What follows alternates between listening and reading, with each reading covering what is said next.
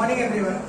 So it's my pleasure to introduce today's first presenter, one of our journal club, Vancomycin, who will be discussing a study on prophages prophages that has led to antibiotic persistence in Staphylococcus aureus. Specifically, the paper deals with a specific type of prophage, that is SA169, which contributes to Vancomycin persistence in Methicillin-Resistant Staphylococcus aureus through biofilm formation.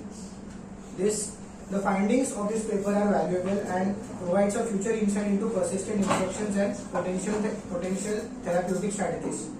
With that, let us welcome Vaishnavi to present the paper. Thank you, Nidhi. So good morning one and all. I am myself Vaishnavi. I am a student of the MSc Part 1 Microbiology Department.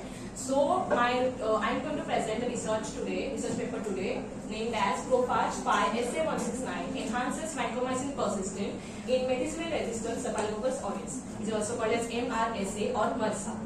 So this is the snapshot of my paper, which is taken from the journal Antibiotics from mdpi. These are the authors, and the paper was published on 13 February 2025. So let's begin with the abstract of the paper. So basically, let me tell you guys about the antibiotics. So as we all know about the antibiotics are used to treat the bacterial infections. So let me tell you about the two antibiotic names which is taken into this paper, that is Vancomycin and Methicillin. So Methicillin and Vancomycin both are the bactericidal antibiotics. Bactericidal means they will kill the account of the bacteria, and bacteriostatic means it slows down. So these are the bactericidal antibiotics, and the Vancomycin comes under the glycopeptide antibiotic and Methicillin comes under the beta-lactam antibiotic. So the beta-lactam antibiotics are basically those antibiotics which will go and kill the cell wall, inhibit the cell wall synthesis. So what does the Methicillin does? It enters through the PBP, that is penicillin binding protein receptor present onto the cell wall. It goes and binds to it, and it enters into the cell, and it binds to the DD transpeptidase. DD transpeptidase forms a link between the peptidoglycan, two units, that is N-acetylmuronic acid and N-acetyl glucosidic acid, glycoside. So the muronic acid has a pentapeptide chain, D-alanine and D-alanine. So peptidoglycan is a structure which is formed when these both of the chains come together, and the last structure is formed with the peptidoglycan.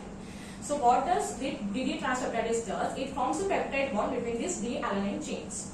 So this methicillin will go and bind to that enzyme, so that it won't be able to go and bind and forms the bond between them. So in this way, peptidoglycan synthesis doesn't take place and the cell wall is lysis. But about the resistance which is occurred by this bacteria, aureus, is due to they have conquered a MAC-A gene.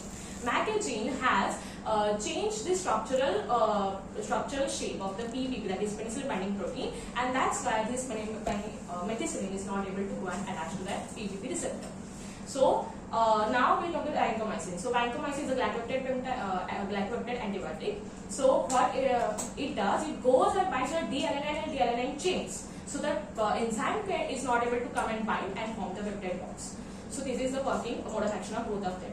Nowadays, Vancomycin, as we all know, VRE, that is Vancomycin-resistant enterococcus, have also been very published nowadays because of the two species, that is Enterococcus faecalis and Enterococcus faecium. Now both of them have become resistant because of the gene which they have acquired. That is again Van A, Van B, Van C, Van D, Van E. So these are the genes, and if any of the species have this Van A gene, it is highly resistant to any of the antibiotic. And this was about the antibiotics, Vancomycin and the Methicillin. Now we'll move towards the MRSA. So MRSA is widely known resistant bacterial strain, Methicillin-resistant Staphylococcus aureus, and it is mainly known to cause the endovascular infections. Endovascular means the infections that takes place into the blood vessels, into the arteries or the venous of the blood vessels, and through which it has caused the cellulitis, it has caused sepsis, that is poison into the bloodstream, it causes meningitis, it causes the osteomyelitis, and it also causes again a threatened infection, that is infectoendocarditis, that is IE. Infectoendocarditis is the inflammation of the heart's lining, mainly the aortic valve. So this MRSA has posed such a therapeutic challenge into the medical sciences. Now prophages, as we all know, prophages are those viruses that will infect and integrate into the bacterial chromosome and form a structure, form a lysogen, and it is called as the prophage.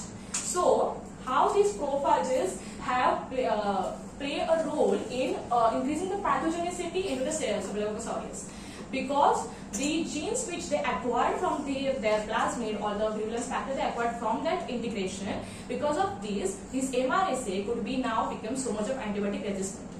So this paper wants to give a different approach, that targeting such prophages that have integrated into the MRSA could be a new approach to decrease the resistance of these MRSA strains. So this was the abstract, and methods like lysogenization, they have evaluated phenotypes as well as the genotypes, and they have studied about the biofilm formation, then infected endocarditis model was made, and all this we see into the further slides. Let's move to the introduction. So the introduction part of the this says that most of the aureus, clinical aureus, which have been studied by the researchers, it is said that most of them, like 90% of the aureus, have at least one prophage integrated into it, and many of the strains have multiple prophages integrated into it. So this could be the reason why the prophage, when it is integrated into the bacteria, gives increases the virulence factor into the bacteria. It gives antibiotic resistance to it. It gives the activity to evade the immune system of the human cells, and also increases the pathogenicity of the bacteria. And the key virulence factor, now the researchers have stated that there are some of the genes which of the aureus is acquired due to this integration. Now they are listed like this: pentavalentine leukocytin, that is PVL. It is nothing but the toxin which is produced by the aureus, and it degrades the WBCs. Again, our immune cells, it degrades the WBCs, and it is formed from between two proteins linkage, that is Luke SPV and Luke FPV. These are the two proteins, and it is made up from that. Then CHIP, that is chemotaxis inhibitory protein. When any bacteria enters into our body, the immune cells like neutrophils try to locate them through the signals, that is chemical signals, that is nothing but the chemotaxis.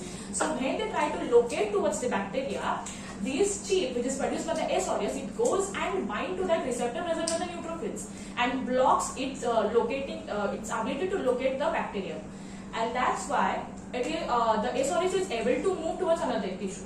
It ranks from that. Then staphylococcus, that is SAC. It is another enzyme produced by the Staphylococcus aureus.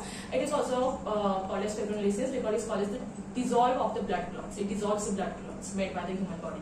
So when any bacteria enters into our body, our immune cells try to trap the bacteria by forming blood clot around it. So when this staphylococcus is activated by the aureus, it goes and activates the plasminogen, which is converted to plasmid, and it dissolves the blood clots. And that's why the aureus is again able to rank and move towards the other tissues. Now enterotoxins. As you all know, enterotoxins are those that causes food infections, food poisoning, and toxic shock syndrome.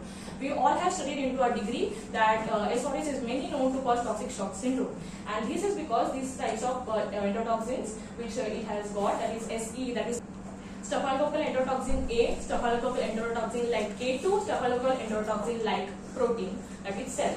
So mainly, how does this virus gets integrated into the bacterial chromosome? Because of all we know, we have studied horizontal chain transfer and vertical chain transfer. So basically, these mechanisms have also been acquired because of these viruses into the bacteria. So we can also state that the bacteria this aureus has become a successful pathogen because of this prophage's integration. So further, we move towards the research. So the main research, these researchers who have proposed this paper, they have done a research in 2020 that on a PV. So first let me tell you what is PV and RP. So PV is persistent bacteremia and RP is resolving bacteremia. Resolving bacteremia are those bacteria which are present into the bloodstream, but after appropriate antibiotic treatment, it will dissolve from our bloodstream within 2 to 4 days. But this persistent bacteremia, that is PV bacteria, are those bacteria after the infection and giving appropriate antibiotic treatment, it will persist for a longer period of time, more than 5 days or equal to 5 days. So this is the difference between these. And they find out that when they were doing study of this persistent bacteremia, MRSA strain number 300169 from the C4 lineage. So CC45 is nothing but the clonal complex 45.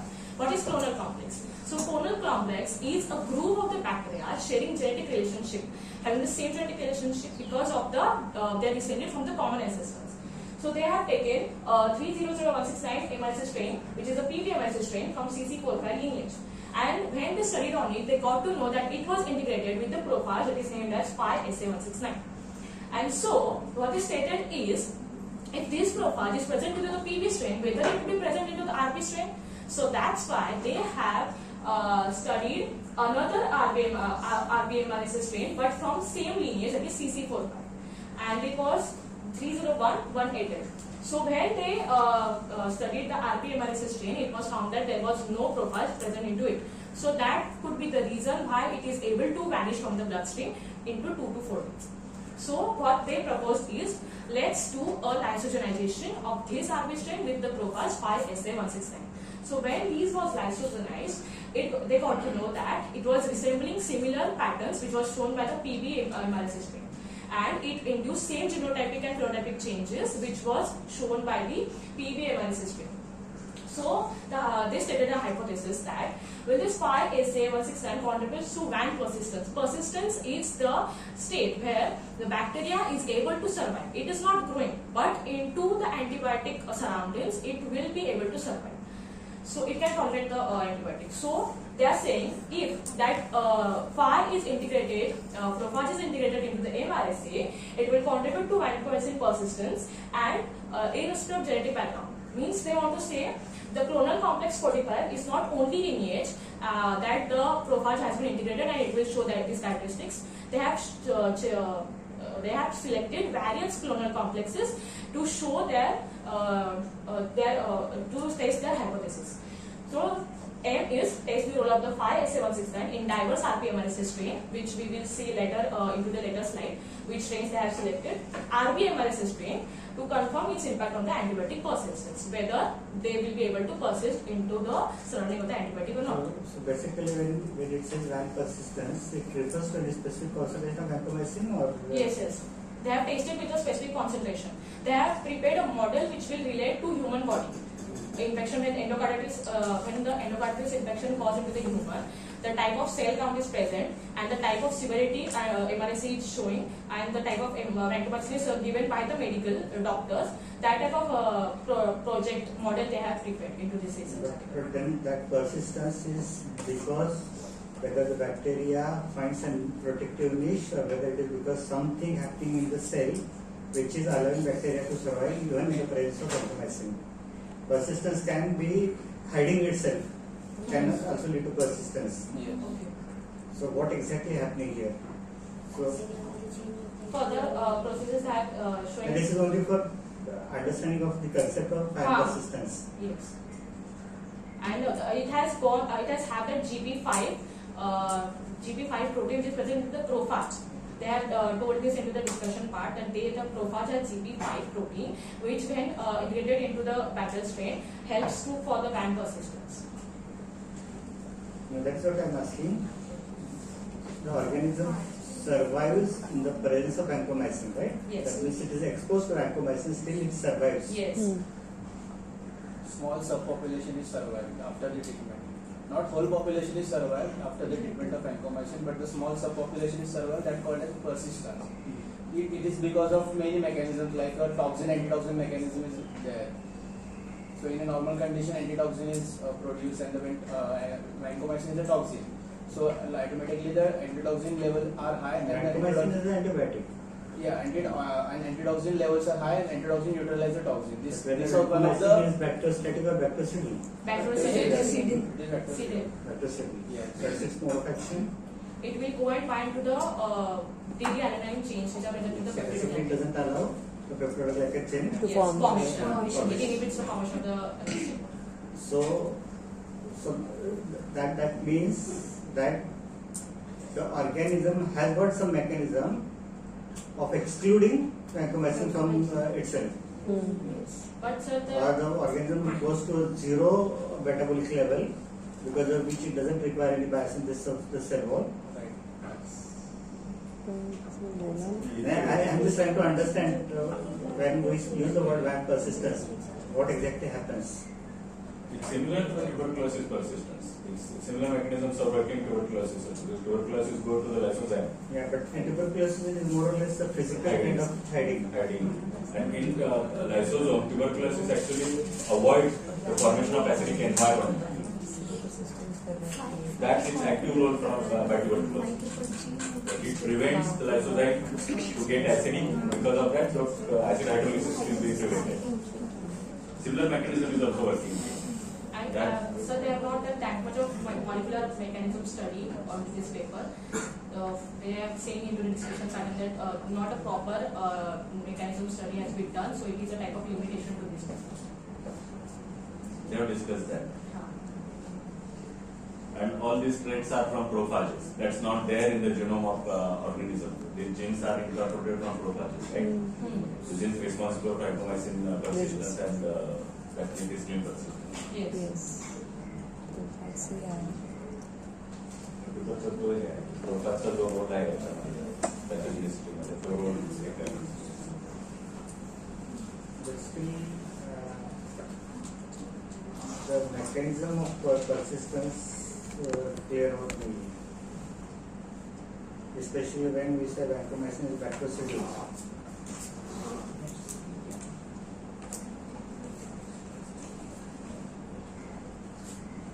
डिॲलिनिनचे related काय mechanism आहे त्याचं ते Vancomycin pentapeptide linkage जे आहे त्या pentapeptide linkage is prevented synthesis of that pentapeptide linkage is prevented.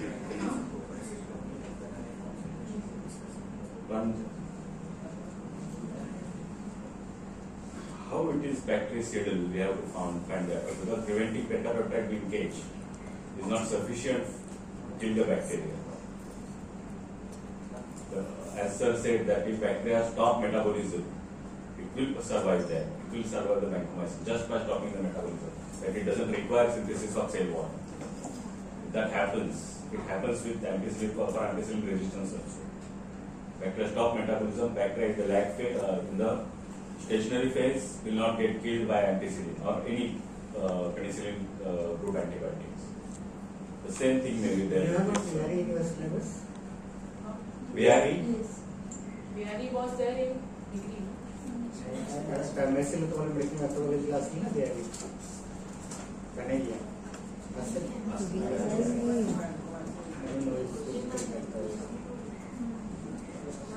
There are different ways by which organism develops resistance against vancomycin. Gene author Yes, sir. syllabus so gene जेव्हा ते acquire करतो एखादा bacteria तेव्हा ते दाखवतात resistance. The reason why I am asking this question is because we have to understand the difference between resistance and persistence. Resistance, like whether in the presence of the antibiotic, the bacteria will grow, and persistence, if the bacteria will survive, it will not grow, but it will survive. It is not in the metabolic phase. It is dormant. It is dormancy phase बोलू शकतो आपण. Persistent cells हे dormant state मध्ये असतात.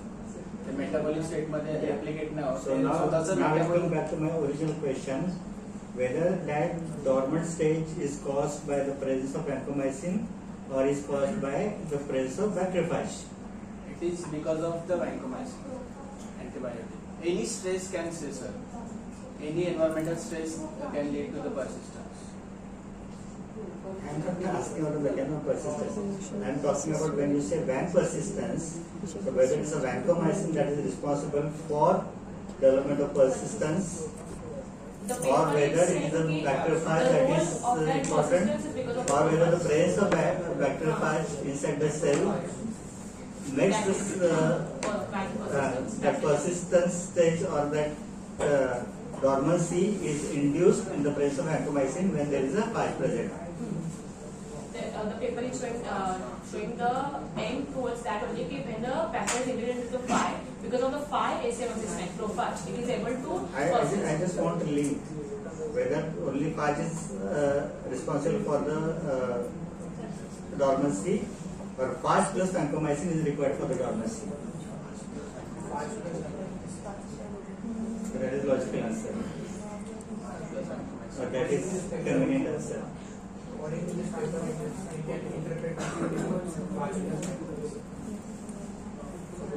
Vancomycin शिवाय persistence समजणार नाही.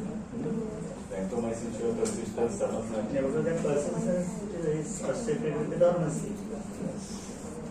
हाजमुळे dormancy येते की काय? ठीक आहे sir. Just wanted to know the concept. So the model and methods. So first was paired clinical isolate clinical outcomes data. So basically they have done a retrospective study where they have collected clinical isolate sample from the minimal de-identified data set was collected from the Delaware Medical Center, which was IRB approved. He concept समजावून सांगा. What is de-identified? De-identified data set म्हणजे sir की जे त्यांचं information आहे पेशंट्सची ती limited असते. De-identified म्हणजे ते तेवढी ती एक्सप्लोर केलेली नसते, फक्त ते एक जीन्स हाईड केलेली असते ती. तेच एज किंवा जेंडर किंवा काही असं ते डेटा ते सांगत नाही. फक्त त्यांची कधी ते कल्चर घेतलं होतं, इफ ते बिकॉज ऑफ द स्ट्रेन त्यांना रिपीटेड इन्फेक्शन झालं होतं within the 6 months of span, or else they have cause mortality within the 30 days. Age, gender, if age and gender are the variables which will affect the outcome of your research, then those shall not be hidden. They will just will remove the variables or columns like name of the patient, locality of the patient, sometimes locality of the patient. If locality is not required, those parts only will be removed. Other parts will be kept. इथे ते बोलताना ते बोले de-identified data set, but पुढे त्यांनी test करताना as आणि gender घेतलेला आहे. हां, म्हणजे एज आणि जेंडर त्यांनी काढलं नाहीये. नाही That काढलं, is but ते required for that. बोलताना ते बोलतात की एक आयडी नंबर दिला जातो, पण ते आयडी नंबर ओनली तेवढंच सांगतं, ते नाही सांगत. Anonymity सरांनी बऱ्याच वेळेस ते केलेले आहेत ना, डेटा अनोनिमस ठेवण्यासाठी, कारण पेशंटची प्रायव्हसी मेंटेन ठेवावी लागते आपल्याला. So as they have taken this data set from the Delaware Medical Center, it was linked to biobank linked isolates of MRSA strains. So it gives the blood culture states, the discharge date, and if the repeated infection has caused within the 6 months of span, and if they have caused mortality within the 30 days. So the whole genome sequencing of this MRSA strains was done by using this PRJNA10480306, which is nothing but the bioproject ID of the NCBI database. हा available आहे. हो. NCBI वर हा available आहे. हा study पूर्ण एवढं नाही check केलं. आपल्यासाठी डेटा आहे ना हा डेटा जर अवेलेबल असेल, त्यांनी व्हॅन्कोमायसिन रेजिस्टन्स विशेष स्टडी केला आहे. पर्सिस्टन्स विशेष स्टडी केला. आपण वेगळं काहीतरी पाहू शकतो त्या डेटावरून. जिनोमिक डेटा आहे ना तो, आता तो पूर्ण अवेलेबल असण्याची शक्यता आहे त्याच्यावर. ते एकदा चेक करायला पाहिजे. ठीक आहे. And then PubMSC.org, which is a public database used for multilocus sequencing tagging, used to identify the clonal complex ending CC5, CC8, and CC30. So for this particular research, they have taken CC5, CC8, and CC30. And CC45 was already known that it has the Prophage integrated into it. So CC5, CC8, CC30 काय आहे? Clonal complex 5, clonal complex 8, clonal complex 30. ऑर्गॅनिझमचे complexes आहेत की जीन्सचे complexes आहेत? Genes they have sharing the similar genetic relationships. That's why त्यांचे clonal complex तयार केले की हा स्ट्रेन्सचा ग्रुप आहे. So a man with new test was performed and chi-square test was performed, where P the significance value was, if it is less than 0.05, then it is considered as a statistically significant value. So when they first, the main criteria for this retrospective study was 30-day mortality and PP-MRSA strain. So the strain should be PP-MRSA strain and 30-day mortality. So what they got to know, they got 200 consumptive cases. From that, 122 cases were having whole genome sequencing done. So from that 122 cases, they identified that 12 of the cases, like 10% of it, was having that YFKB locus. Now YFKB is a locus which has the integration site 880B, that is integration site for the particularly for 5SA169. And what they got to know from that 12 isolates, that this site was disrupted. It means it has been integrated with that particular prophage. So they tested this 12 cases and remaining 110 cases, and they compared between those. These are the PP strains. These are the PP strains who have disrupted YFKB and they have intact YFKB locus. So they got to know that if the age was taken of the patients and the age was 52 to 72. So they find out interquartile range between it, which was 59. Then again for the intact, they found out patient's age was 45 to 66. So got the interquartile range, which was 56. And the p-value was 0.46. So it tells us that the age has not that. So particularly these age, gender, clinical isolates was taken to say that the differences between the outcomes is not due to the remaining gender, the remaining factors, but it was due to the Prophage integrity.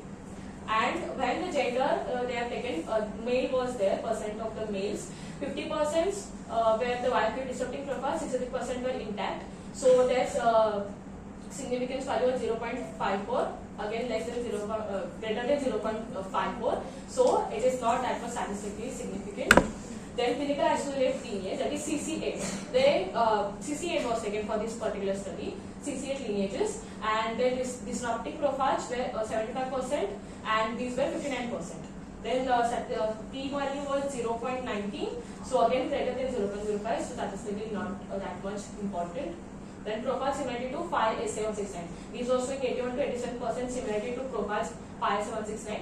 Negative alignment. It was intact. So no integration. Then PP or 30-day mortality. PP means these human beings either they have caused repetitive infections or they have got the mortality within the 30 days. PP चा full form काय सांगितलं त्यांनी? Persistent bacteremia. त्याच्यामध्ये आहे किंवा mortality आहे. दोन्हीपैकी काही पाहिजे. 92% YFKB disrupting prophages होते and the intact YFKB were 55%. Yeah, but then these are two altogether different things, na? Persistence and mortality are two different things. Two different things. त्यांनी ते वेगळं नाही सांगितलं. एकत्रच सांगितलं. की आज एकतर ते मोठं डाय झाले. 92% of persistence and 92% is mortality. ते वेगळं नाही सांगितलं. दोन्ही मिळून एकत्रच सांगितलं. नो परसिस्टन्स किंवा सर्वायवल आणि परसिस्टन्स ऑर डेथ कसे घेतलं, क्युअर्ड आणि अनक्युअर्ड असं घेतलं त्याने. क्युअर्ड population mortality is what used in terms of patient. Patients. त्याच्यामध्ये स्टॅटिस्टिकल डिफरन्स आहे ना, 0.01 आहे ना त्याच्यामध्ये. म्हणजे जिथे प्रोफाज आहे आणि जिथे प्रोफाज एंटर झालेला नाही, इंटिग्रेशन झालेलं नाही, ते दोन ग्रुप मध्ये केलं तर मॉर्टॅलिटी किंवा परसिस्टन्स मध्ये डिफरन्स आहे. त्याच्यामध्ये 0.01 सिग्निफिकंट डिफरन्स आहे. एज मध्ये डिफरन्स नाही, जेंडर मध्ये डिफरन्स नाही, क्लिनिकल आयसोलेट मध्ये नाही. आता फक्त हे एज, जेंडर, क्लिनिकल आयसोलेट, प्रोफाज सिमिलॅरिटीला तर त्यांनी टेस्ट अप्लाय केलेली नाहीये, तिथे ते दिसलेलंच नाही. आणि पीबी तर यांच्यामध्ये टेस्ट कोणकोणते झाले असतील, मान विटणी कुठे झाली असेल आणि काय स्क्वेअर कुठे झाले असेल. काय स्क्वेअर आहे ना, ते ची स्क्वेअर नाही आहे. ते हे सगळ्यांनी लक्षात राहू दे. It is chi square, it's a Greek alphabet, त्यामुळे त्याचं प्रोनाउन्सिएशन ते आहे. Ordinal and continuous patient data. Age मध्ये कोणती टेस्ट केली असेल त्यांनी, मान विटणी यू टेस्ट की काय स्क्वेअर. मान विटणी का करावी लागेल त्याच्यामध्ये, टू इंडिपेंडेंट व्हेरिएबल्स आहे. मग खाली पण आहेत ना टू इंडिपेंडेंट. जेंडर वगैरे मध्ये मान विटणी का नाही केली, मग असा प्रश्न आहे ना आपला. हा पूर्ण क्लासला प्रश्न आहे, तुम्हाला एकट्याला नाही. कॅटेगरिकल साठी त्यांनी काय स्क्वेअर यूज केले. एज जेंडर मध्ये कॅटेगरिकल आहे, ठीक आहे. क्लिनिकल आयसोलेट लिनिएज मध्ये तर कॅटेगरिकल व्हेरिएबल आहे का तो.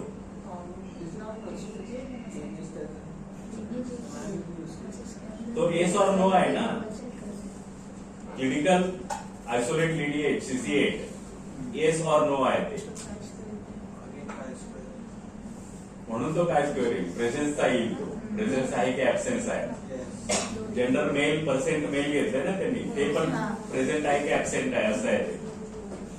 म्हणजे तो लॉजिकल व्हेरिएबल आहे. प्रोफाइल सिमिलॅरिटी तो घेतलाच नाहीये त्यांनी. आणि पीबी 30 डे मॉर्टिलिटी तो पण तसाच येईल, येस और नो. कारण जिथे येस और नो आहे तिथे काय स्क्वेअर असोसिएशन टेस्ट केलेली आहे त्यांनी.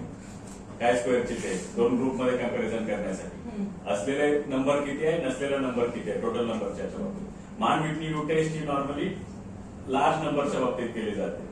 कंटिन्युअस नंबर्स नॉर्मली पाहिले जातात किंवा काउंट्स पाहिले जातात. आता ह्या ठिकाणी सर मला सांगा तुम्ही नंबर ऑफ पेशंट्स जिथं 92% मोर्टॅलिटी आहे 12 म्हणजे तर मोर्टॅलिटी कमी आहे नंबर ऑफ पेशंट्स 110 आहे. So basically that number itself is going to confirm factor. हो, कन्फर्मिंग फॅक्टर आहेच आहे याच्यामध्ये. त्याच्यामुळे 0.01 ला तेवढा सिग्निफिकन्स देता येणार नाही. एवढा मोठा डिफरन्स जो आहे हे फक्त take this data with pinch of salt. कारण हे असलेले रेअर इव्हेंट असणार आहे ती प्रोफाइल इंटिग्रेशनची. जेवढा छोटा तेवढा तुमचं पर्सेंटेज जास्त येणार. हो तेच ते पण ह्याच्यावर त्या डिस्कशन मध्ये ते हे पण बोलतात की ह्याच्यावर त्यांनी की हा तुम्हाला एवढं माहिती नाही की ह्याच्या प्रोफाइल इंटिग्रिटीमुळे असं सिव्हिरिटी होऊ शकते. सो तो पण खूप रेट्रोस्पेक्टिव्ह स्टडी आहे ते असं ते बोलतात त्या डिस्कशन. आणि त्या काय स्क्वेअर मध्ये त्यांनी एक्स करेक्शन पण लावलेलं असतं सर त्यासाठी. तो जो डिफरन्स असतो का सॅम्पलिंग काउंट तो करेक्ट करण्यासाठी करेक्शन लावलेलं असतं. ते करेक्शन लावलेलं असणार आहे याच्यामध्ये. मग त्या अवेलेबल आहेत त्या टूल्स त्याच्यासाठी. ते टूल्स लावलेले असतील. पण हा डेटा नॉर्मली डेमोग्राफिक डेटा जो दिला जातो तसा घेतला त्यांनी. पुढे मग त्यांनी रिसर्चसाठी चालू केले नेक्स्ट मटेरियल. हे जसं एक प्रकार होतं की सॅम्पल असं असं मला मिळालं. त्याच्यामध्ये असं आहे की क्लिनिकल मेडिकल इंडस्ट्रीमध्ये आहे हा प्रोफाज. कारण हा तुम्ही सुद्धा तुमच्या एक्सपिरियन्सने हे करू शकता की असं सापडणार आहे पेशंट आणि हेल्दी पॉप्युलेशन. पेशंट नॉर्मली कमीच असणार आहेत ना आणि हेल्दी पॉप्युलेशन जास्त असणार आहे. असा डेमोग्राफिक डेटा दिला की तिथे हा प्रॉब्लेम होणारच आहे प्रत्येक. जो कोहोर्ट घेऊ आपण त्या कोहोर्ट मध्ये पेशंटची संख्या नॉर्मली कमीच असणार आहे ना प्रत्येक याच्यामध्ये. त्याच्यामुळे जनरली असंच सिनेरिओ त्याच्यामध्ये दिसत जाणार आहे प्रत्येक ठिकाणी डेमोग्राफिक डेटा दाखवला. फक्त हे तुमच्यासाठी की नॉन विटनी यू टेस्ट का वापरली त्याच्यामध्ये. By they have not use T test. पूर्ण क्लास आहे. For 2 groups T test is there for normally distributed data. Data has symmetric distribution. And when data doesn't have any symmetric distribution, then that data is treated as non-parametric data, or that data cannot be described by using parameters like mean. Then this will be used. Therefore, the mean, they have not shown mean there. They have shown median, and they have shown that interquartile range 52 to 72. Beyond that, much variation is possible. ठीक है. So second text was taken was bacterial strains and growth medium. So basically for the further research, now the research has started. So they wanted to grow bacterial strains in a larger amount. So basically they have taken bacterial strains, 3 RB MRSA strains, which are the main focus for this research. 088237 from CC5 lineage, then 0568 from CC8 and 22033 from CC30. And a PPMRSA strain that is 300169, which was first only studied by them. From CC4, which is known to have integration with the Prophage, so it was taken, and RN422 Prophage 3S aureus strain was taken to use as a negative control for further study. It is used as a negative control for the further studies. So these strains were taken. Then these strains were routinely removed from the -80°C stock. So -80°C, as we all know, it is an ultra low temperature freezer where the bacteria are kept in a it contains a mixture of a tryptic soy broth which contains glycerol or DMSO, dimethyl sulfoxide, which could be from 10 to 20% into the range, and then it is transferred to the cryovile, and then it is kept for -80°C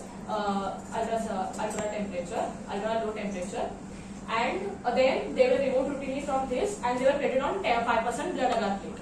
So why blood agar plates was used? Because it has the sheep bloods. So as we all know, MRSA or ACE aureus are known to show the hemolysis pattern. They either show alpha hemolysis or the beta hemolysis. Alpha is the partial hemolysis and beta is the complete hemolysis. To study whether that MRSA is showing which type of hemolysis, the blood agar plates were used.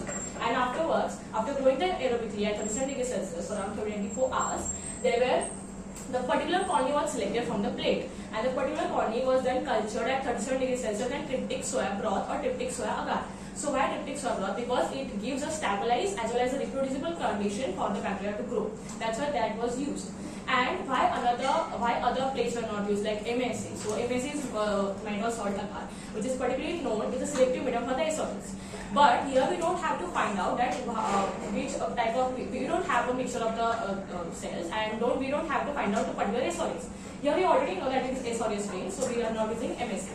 And another Mueller-Hinton agar. So Mueller-Hinton agar is used for the AST purpose, that antibiotic susceptibility testing. So that's why it was not used during this method. So after doing this, proper reason आहे का पण की मुलं intern इथे ते अँटीबायोटिकला वापरतो म्हणून इथे वापरायचं नाही समीच सर्च केलं असेल की दुसऱ्या कुठल्या आपण यूज करू शकतो त्यांनी म्युलर इंटर्न मध्ये असं काय स्पेशल आहे की जे सस्य याच्यासाठी अँटीबायोटिकची ऍक्टिव्हिटी तुम्हाला प्रॉपरली दाखवू शकेल असं काहीतरी असणार आहे त्याच्यामध्ये म्युलर इंटर्न आणि ट्रिप्टिक सॉइल ब्रॉथ हे general purpose medium general purpose मध्ये सगळ्यांची ग्रोथ सपोर्ट करू शकतात आणि स्ट्रेस देत नाही ऑर्गॅनिझमवर कदाचित ते रिझन असेल इथे वापरायला आणि ते स्ट्रेस वर routinely recover from -80 degree Celsius top हे स्पेसिफिकली सांगण्याचं काही कारण असेल कारण ते MRSA स्ट्रेन्स क्लिनिकल ऍस्पेक्ट्स मध्ये घेतले ते जे मागे दाखवले ना सो ते तसे प्रिझर्व करत असतील ना त्यामध्ये ते स्पेसिफिकली सांगितलंय त्यांनी की -80 डिग्री सेल्सिअस टॉप मध्ये ठेवलं याने काही रिझल्ट चेंज होऊ शकतात का याचा रिझल्टवर येणाऱ्या आउटपुटवर काही परिणाम असू शकेल का की -80 डिग्रीला त्यांनी स्टोअर केले आणि त्यातून ते त्याला काढतात स्टडी करतात -80 डिग्री स्टोरेज मध्ये बॅक्टेरियामध्ये काही फरक पडू शकतो का त्याच्या कॅरेक्टरिस्टिक्स मध्ये जेवढं जास्त स्टोरेज करतो तेवढं त्याची ऍक्टिव्हिटी कमी होते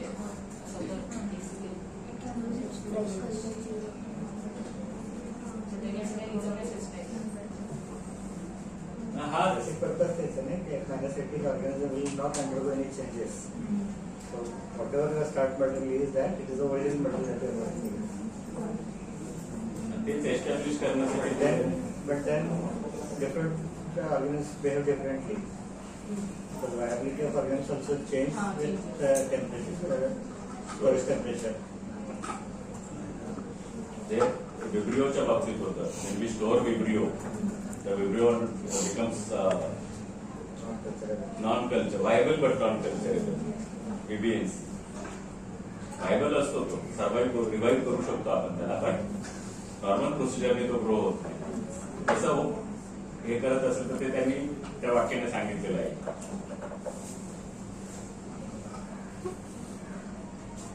So as now bacterial cells have been properly grown, now there was time of amplification of the phage.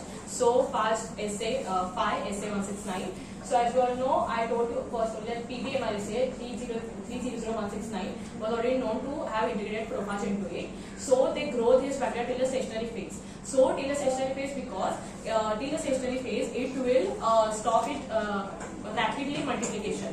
So it will slow down its rapid multiplication. So it was grown till the stationary phase. And afterwards, it was treated with the Mitomycin C 1 microgram per ml. So Mitomycin C is a chemical which, when used, it goes and degrades the bacterial DNA.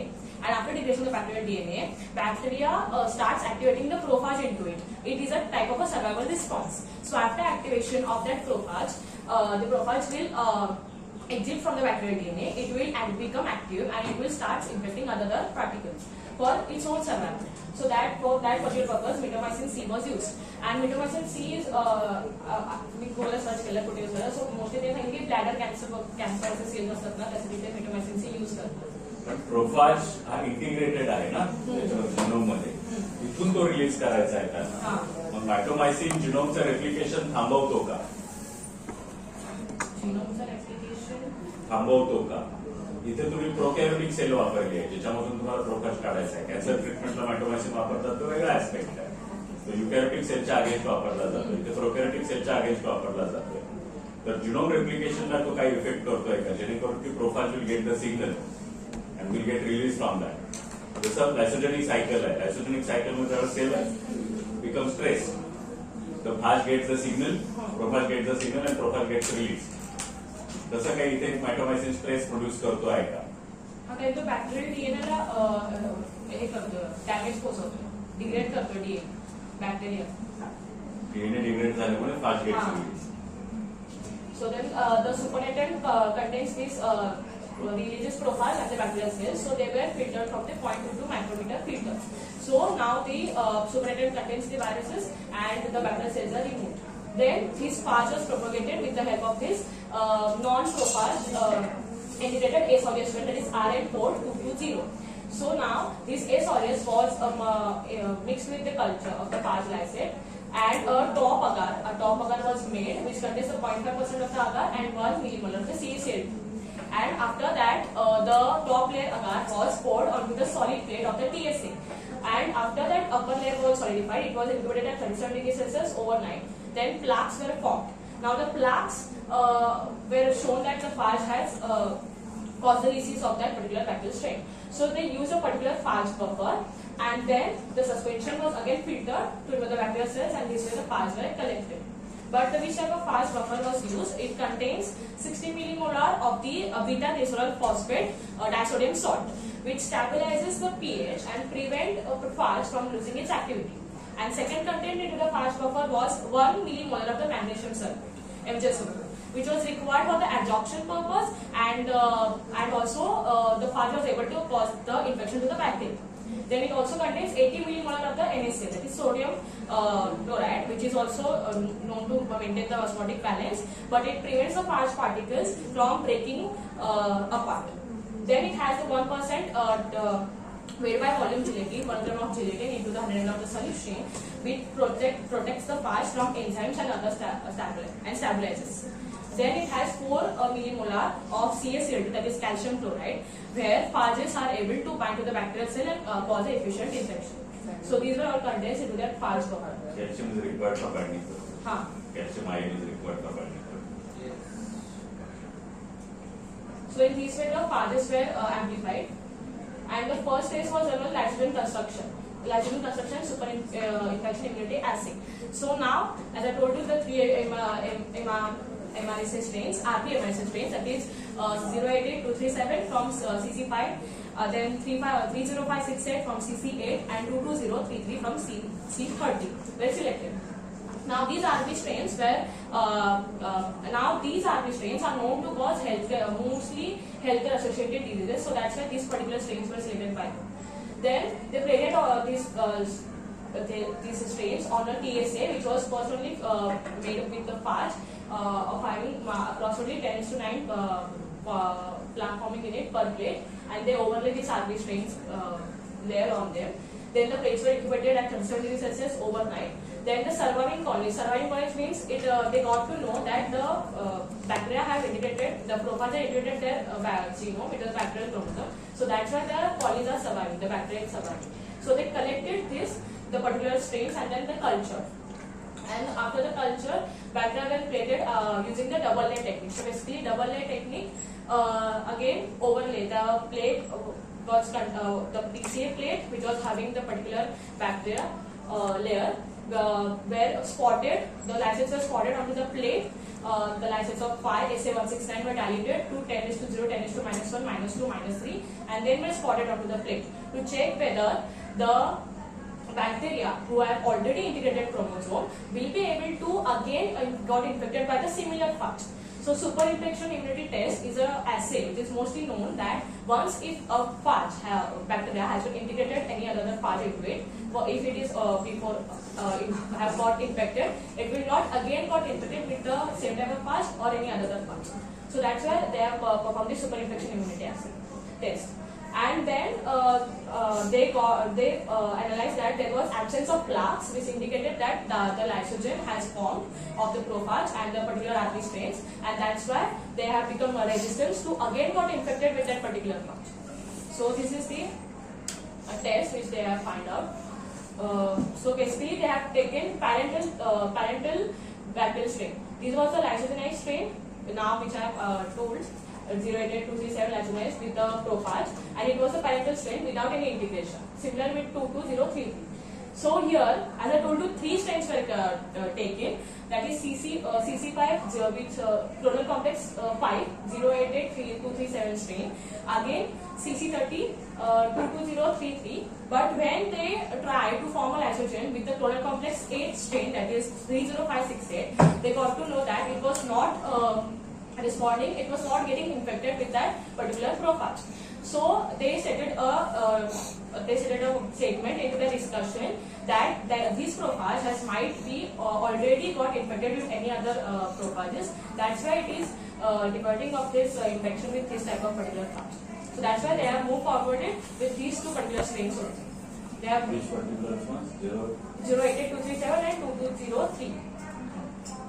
And this RN422, which is prophage free SOS strain as a negative control. As a negative control. So here we can see clear plaques are formed as it is not integrated with the prophage. Here also the plaques has been seen. So because it is a parental strain, it is not integrated with any prophage. Similarly with the 22033. But when it comes to lysogenize, we can see at 10:0, where it is not diluted, the plaques are seen, but when it is diluted, there is no plaque visible. So it states that the proper lysogenized strain has been formed of this particular MRSA strain, and it is indicating that the strain is susceptible to this strain is susceptible to 5SA169 strain.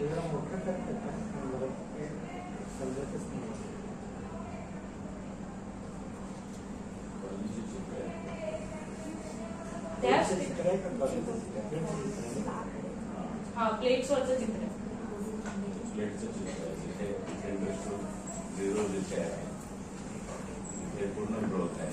ते खाली ते plates दिसतच नाही -2 -3 ला. तेच त्यांना बोलायचं की त्यांनी फ्लॅग काढले नाही. फोटोग्राफ त्या प्लेटचा आलाच नाही.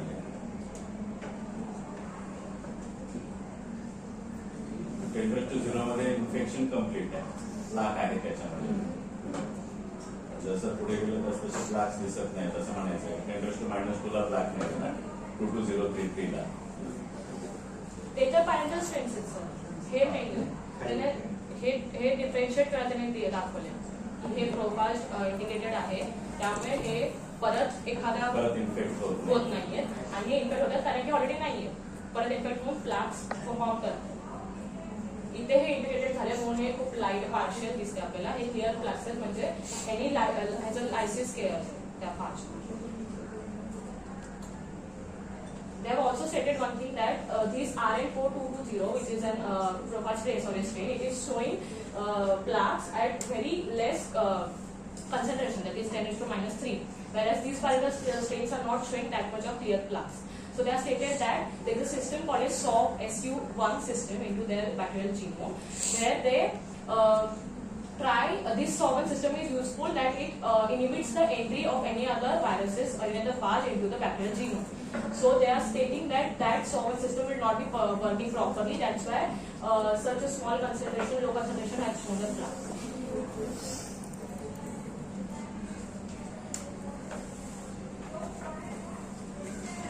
स्टेनिंग वेगळं केलं सर त्यांनी.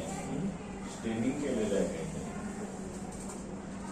10⁻2 10⁻3 मध्ये 2203 ला फ्लॅक्स दिसतात. इकडे पूर्ण ग्रोथ दिसते ना.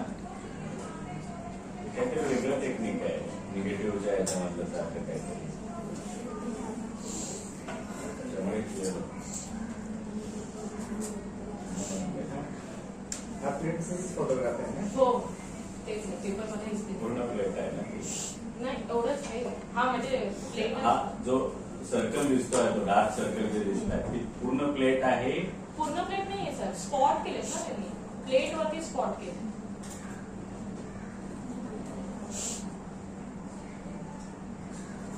हे प्लेटवर केलेले स्पॉट आहे. हा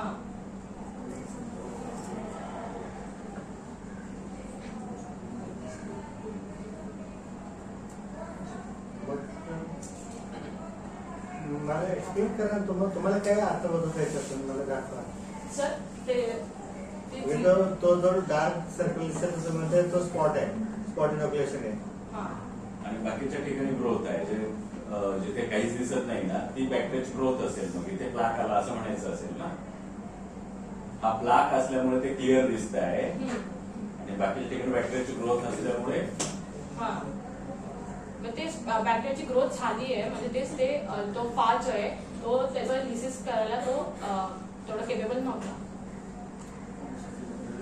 तो क्लिअर झोन तुम्हाला वाटतो तो डार्क झोन दिसतो तो क्लिअर झोन ऑफ क्लिअरन्स आहे तो हा ना हा त्याच्या बाजूला ते व्हाईट दिसते ती ग्रोथ आहे.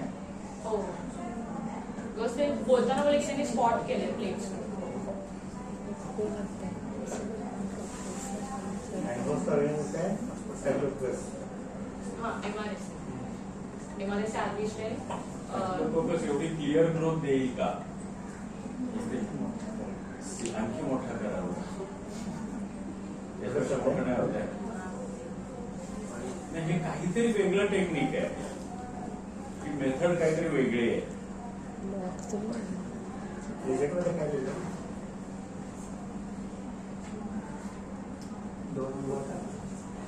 Superinfection immunity test of study strains. aureus RN422-0 served as a negative control. MRSA RP 088237 parental and 088237 Lasserin strain. MRSA 22033 parental and 22033 Lasserin strain. Using serial dilated lysets, clear zone plaques indicate the strain is susceptible to the lysets, suggesting the absence of 5SA169 in the strain. याच्यातूनही clear नाही होत आहे ते.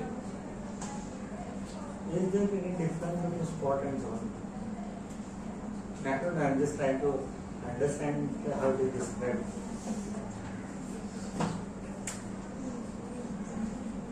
Clear spot and clear zone. Are these two? They have the same meaning. Zone and spot the same aspect or regular aspect? Zone and spot.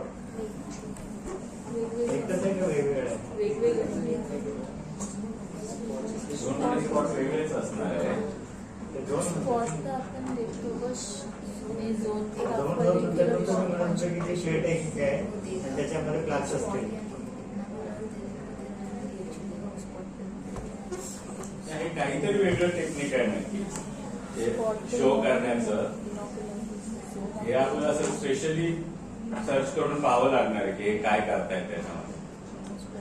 हे खूप चांगलं आहे. या पद्धतीत रिप्रेझेंटेशन जे आहे ते खूप चांगलं आहे पण आपल्याला ते क्लिअर होत नाही. त्याचा उद्देश साध्य होतोय ना त्याच्यामधून. त्यांना जे दाखवायचे तो उद्देश साध्य होतोय. तर ते एव्हिडन्स करतात एव्हिडन्स कळत ना आपल्याला. हा एव्हिडन्स करत नाही म्हणजे उद्देशाचे हे होत नाही. ठीक आहे आपण सर्च करूयात ना याला की ही सुपर इन्फेक्शन इम्युनिटी टेस्ट केली कशी जाते ते माहिती करून घेऊया. जंगे मॅडमने कदाचित हे पाहून घेतलेलं असणार आहे. जंगे मॅडम पाहिजे होते त्या आज त्याचं आपलं क्लिअर झालं. आता याच्यातून कन्क्लूड काय करणार आहोत आपण की हे जे लायसोलाइन्स आहेत ते परत रेजिस्टंट टू सुपर इन्फेक्शन ते परत इन्फेक्शन नाही कॉज केले त्या पर्टिक्युलर पाचनी म्हणजे पर्टिक्युलर लायसोलाइन त्यांनी ऑलरेडी फॉर्म केलेला आहे आणि इकडे त्यांनी लिसिस फॉर्म केले. They were not capable of forming the integration with the prophage but they have cause the lysis by the phage. म्हणजे फाज त्यांच्यामध्ये प्रोफाज नसल्यामुळे those got infected and those got clear आणि इकडे prophage असल्यामुळे those got didn't got infection and हे नाहीये त्याच्यामध्ये. आणि प्रोफाज असल्यामुळे ते लिसिस पण होत नाही. प्रोफाज असल्यामुळे will grow for many generations until the stress is there. Yes. So the conformation of the lysogens. So to study whether they have, as I told you, they have the YFKB locus where it has the integration site for the 5SA169 that is nothing but the ATTP. And so to see whether the particular prophage has been integrated into the particular chromosome or not, they have done the PCR and the DNA sequencing.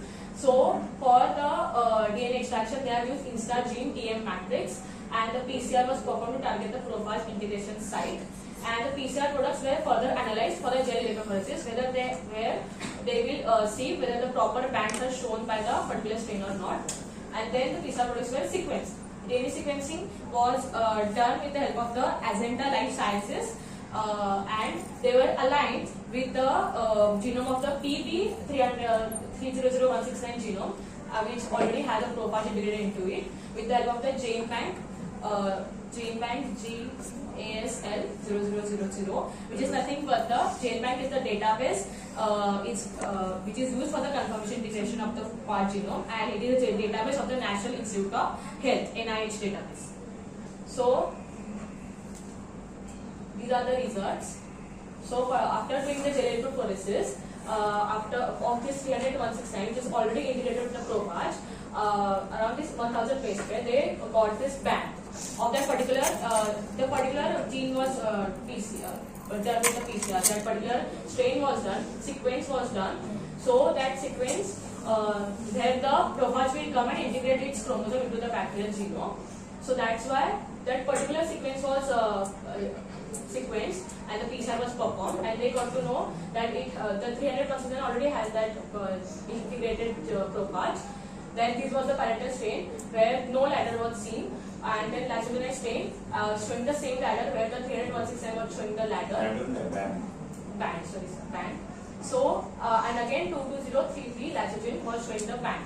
So they concluded that the 0883237 has properly got the Prophage has properly integrated its chromosome into that particular site where it needs to integrate its chromosome, and for that purpose DNA sequencing was done.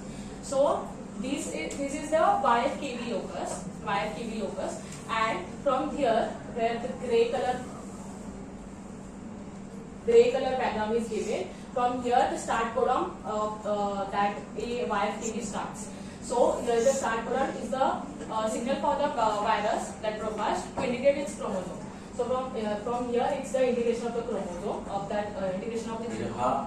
जो त्या grey पार्टच्या मध्ये जो part आहे that is Prophage. And this is the ATBB code. It is the YFKB sequence, lowercase sequence of Prophage integrate gene, and lowercase with the grey background, new YFKB start codon after the Prophage integration.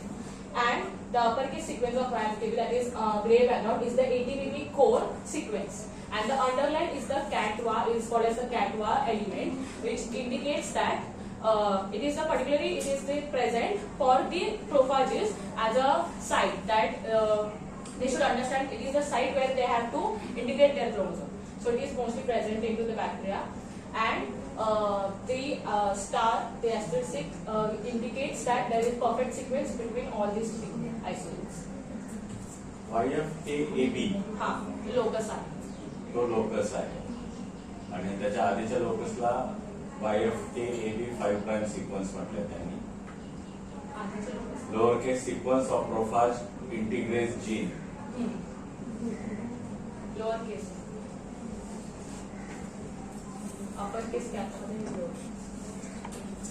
सगळे lower case जे आहेत sequence of Prophage integrase gene आहे. हे YFKB locus त्यांच्यामध्ये already असतं bacterias मध्ये. त्यांना सांगायचे की हा जो असतो हा त्यांच्याकडे असतो, आणि हे लॅसिकल फॉर्म झालेले होते ना तेव्हा हे, आणि ह्याच्याकडे 300-169 ऑलरेडी Prophage इंटिग्रेटेड असतो, म्हणून त्यांनी हे 3 स्ट्रेन्स घेतले आणि त्याचा DNA सिक्वेन्सिंग बघितलं. तर Prophage integrase is the gene present on bacteria. Prophage integrase हा बॅक्टेरियावर प्रेझेंट असणारा जीन आहे का? Prophage हो बॅक्टेरियावर प्रेझेंट असतो. आणि आता तुमचा Prophage इंटिग्रेट त्यामध्ये होणार आहे. आता इथे Prophage इंटिग्रेट झाल्यानंतरची सिक्वेन्स कोणती आहे? हे झालेलं आहे, हा पार्ट होता आणि इथे ते इंटिग्रेट झालेलं आहे. And that start codon is the start point from where that Prophage will get integrated. Yes. And what is that uppercase sequence? Is the ATTB core.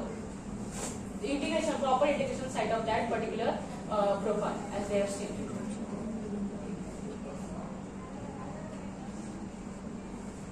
लॅम्बडाची लायसोजेनी किती लोकांना आठवते? लॅम्बडा 5 ची लायसोजेनी किती लोकांना आठवते? तो इंटिग्रेस जीन कुठे असतो? होस्टवर प्रेझेंट असतो की लॅम्बडावर प्रेझेंट असतो?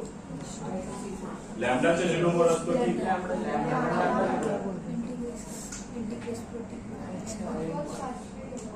इथे त्यांनी Prophage इंटिग्रेस जीन म्हटलेलं आहे.